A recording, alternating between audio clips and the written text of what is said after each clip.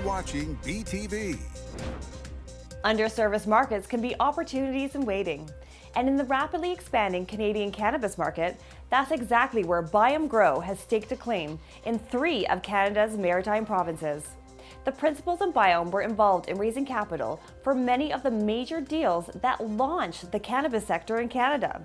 They're well aware of what works in this industry, and they believe they know what will work best for a company that's one of the smaller players.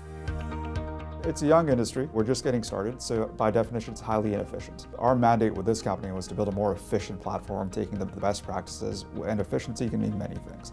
So for us is, how do you spend an investor dollar, for example, in an efficient manner, so you don't have to raise hundreds of millions of dollars to generate hundreds of millions of dollars of revenue.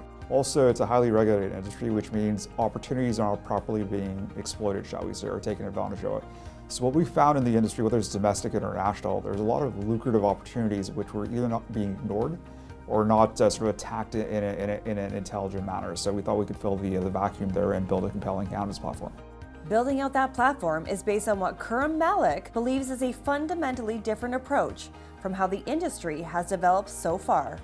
What makes us a little bit different is we lock down off-take and customer contracts, and then we build the facilities to service those contracts. Other companies will build a production facility and keep your fingers crossed that there's a customer for today, tomorrow, and day after.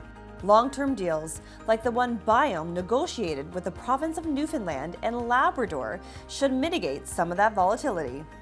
It's actually a very compelling 20-year economic agreement and partnership. It's not just a supply agreement of some kind. Yes, there's some kilograms in there which are pretty large that we have to deliver and that they will purchase from us, but also there's 5 retail locations in there. It's a very layered contract. Almost no company in Canada from the licensed producer side has retail locations, so it gives us vertical integration, which we think is essential.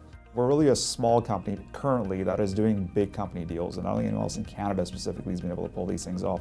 In fact, the deal with Newfoundland and Labrador was the 4th largest cannabis deal in Canada. To compete against much larger companies, Biome's strategy is to provide provincial brands.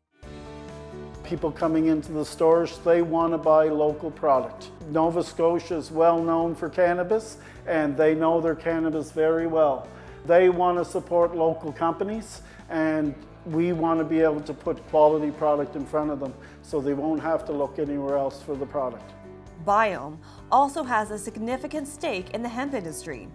Their agreement with CBD Acres means they can purchase large volumes of CBD at highly competitive prices, which is exactly what it will take to enter the global medical cannabis market.